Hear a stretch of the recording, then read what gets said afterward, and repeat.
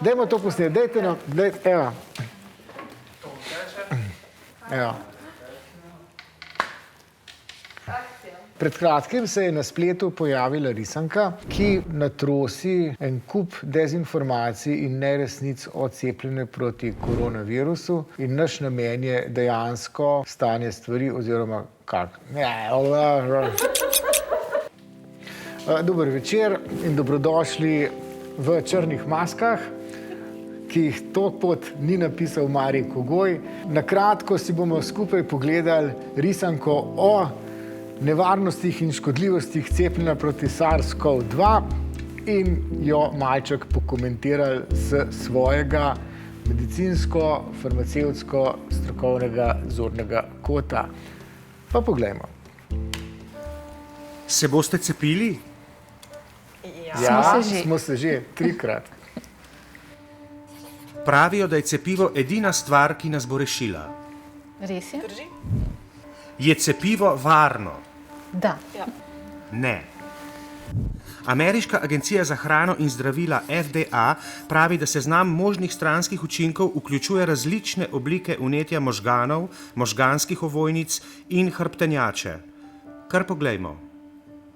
Odločno preveč.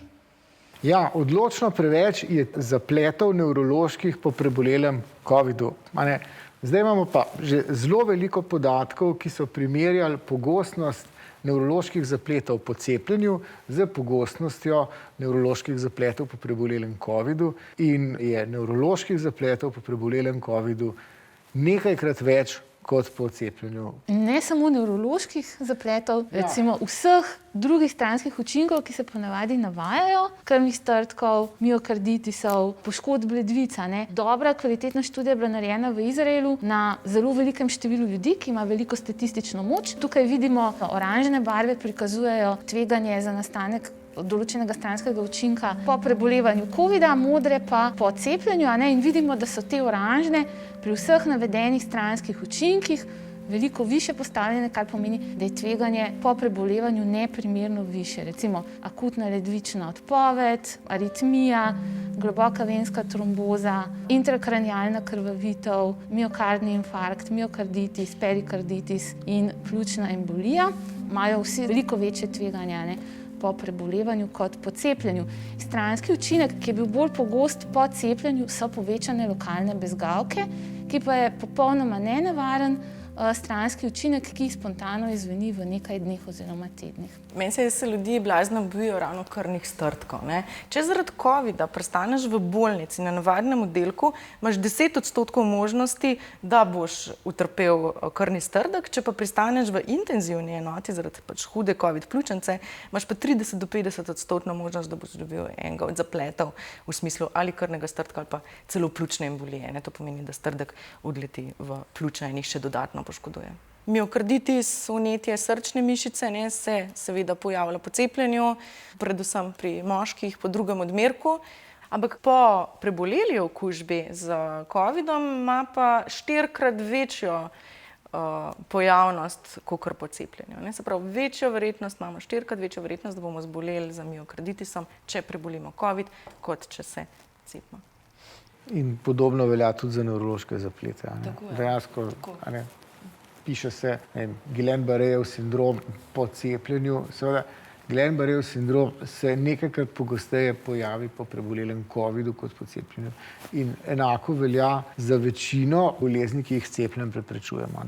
Imate lahko po kakršnem koli imunskem dražljaju neko tako nevrološke težave, ampak seveda nevrološke težave so bistveno pogostejše po okužbi kot po cepljenju proti tej okužbi. Ti resni škodljivi stranski učinki so že zabeleženi in objavljeni, ampak zelo redko v osrednjih medijih. Vladna agencija VAERS v ZDA kot posledice cepljenja beleži še zastoj srca, dihalni zastoj in še številne druge resne reakcije na cepivo. Kar poglejte. In to je le manjši del neželenih reakcij, sicer pa jih je že več 10 000.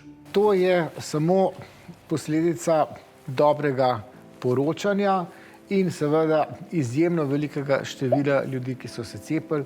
V tem poročilu VAERS se je znašel tudi eden od znanstvenikov, ki je ravno da bi dokazal, kako neselektivno se da poročati v Wires, poročal, da je sam po cepljenju se spremenil v Hulka. In potem je rabil kar nekaj časa, da so ta podatek iz tega registra zbrisali. To niso preverjeni podatki, se pravi, da niso vzročno povezani z cepljenjem. So tudi druge absurdne stvari noter, ne vem, abducted by aliens, homosexuality in tako naprej, kot stranski učinki cepljenja navedeni. To je samo posledica tega, da se v ta sistem lahko poroča vse, vsakdo lahko v sistem prijavi kakršnokoli spremembo zdravstvenega stanja, ki jo utrpi po cepljenju, ne glede na to, a je bila ta sprememba v zvezi s cepljenjem ali ne. In zakaj nekateri cepljeni ljudje zbolijo? Cepljeni ljudje zbolijo, ker zaščita ni 100% učinkovita. In tu nobenega cepiva ni 100% učinkovita zaščita. Eno je, da zaščiti do določene mere pred zbolevanjem, bistveno bolj zaščiti pred zbolevanjem v težji obliki, najbolj učinkovito zaščiti pa pred tem, da končate v intenzivni terapiji oziroma na onem svetu. Ja. A ne? Se strinjam. Ta cepiva so dobila pogojno dovoljenje za uporabo po hitrem postopku brez običajnih kliničnih testov. Ne. Ta cepiva so dejansko bila celo bolj striktno testirana kot konvencionalna cepiva. Dejansko so bila testirana na več preiskovancih kot old school cepiva, se pravi, v klinične študije je bilo vključenih več ljudi. Zakaj je pa bilo možno, da so ta cepiva de facto razvili v krajšem času? 3 faze kliničnih testiranj so izvajali vzporedno. V prvi fazi testiramo predvsem varnost cepiva, v drugi in tretji fazi pa njegovo učinkovitost. In ker je šlo za zelo resen zdravstveni problem na globalnem nivoju, so v bistvu 3 faze izvajali vzporedno. Je bilo to omogočeno, kar pri običajnih cepivih ni v navadi. Poleg tega so pa svetovne vlade v ta cepiva dale zelo velike finančne vložke, zato so te klinične študije lahko bile izvedene v tako rekordno kratkem času. Tudi ta tehnologija mRNA cepiv se v bistvu že 30 let razvija. To ni tako, da so včeraj začeli z razvojem tega in potem v enem letu končali klinične študije, ampak ta tehnologija se dejansko zelo dolgo že razvija.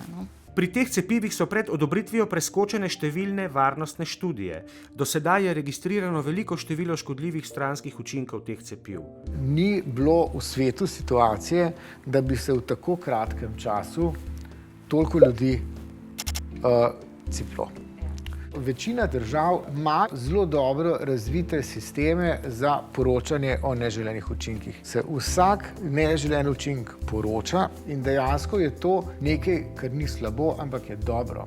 Da se v bistvu lahko zelo hitro sprožijo signali in še v zadnjih 30 letih je bilo vedno tako, da ko je novo cepivo prišlo, če se je izkazalo, da določeno cepivo, ko je prišlo v široko uporabo, je lahko potencialno nevarno, se je to cepivo umaknilo iz široke uporabe. Druga stvar je pa seveda to, ali je vsaka sprememba zdravstvenega stanja, ki je v časovni zvezi s cepljenjem, tudi dejansko posledica tega cepljenja.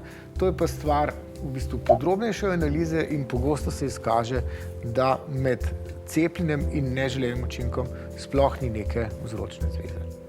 Jaz po eni strani razumem ljudi, da če te nek stranski učinek, ki je zelo intenziven, zelo neprijeten, te sesuje, recimo po domač povedan, da boš rekel, kaj se zdaj z mano dogaja, to je zelo nevarno zame, to me ogroža, ne bom se šel naslednjič cepiti. Ampak stranski učinki, kot so recimo vročina, lokalna bolečina, oteklina, so v bistvu zelo pogosti, po vsakem cepljenju.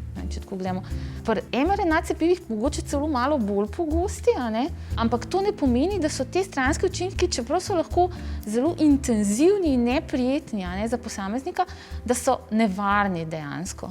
Mislim, da je prav, da se zavedamo dejstva, da cepljenje ima neželene učinke, tudi cepljenje proti koronavirusu ima neželene učinke. Resni neželeni učinki so zelo redki. Jih pa seveda poznamo, je pa si treba naliti čistega vina, da so neželeni učinki cepljenja bistveno redkejši kot posledice koronavirusne bolezni. Subscribe. A to moramo tudi. Hashtag korona. Spet te lasje. To piha preveč. Hvala za vašo pozornost in kmalu spet nasvidenje.